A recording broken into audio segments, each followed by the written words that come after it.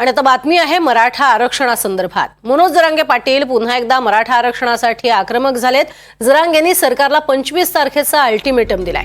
25 जानेवारीपर्यंत मागण्या मान्य झाल्या नाहीत तर जरांगे पाटील अंतरवाली सराटीत आमरण उपोषणाला बसणार आहेत। राज्यामध्ये पुन्हा एकदा महायुतीचं सरकार सत्तेवर आलंय।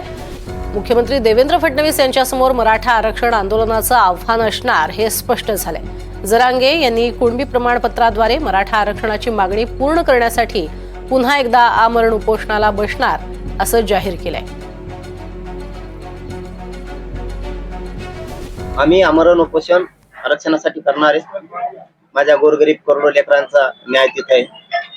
आता भारतात ऍडमिशन आहेत, त्यामुळे लेकरांना आरक्षण मिळवून देणं जबाबदारी आणि ते मिळवण्यासाठी आम्ही लढणार आहे। मुख्यमंत्र्यांनी 25 जानेवारीपर्यंत आरक्षण द्यावं, नसता आम्ही आमरण उपोषणाला बसणार आहे।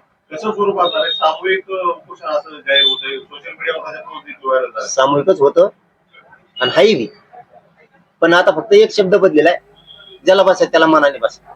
जोर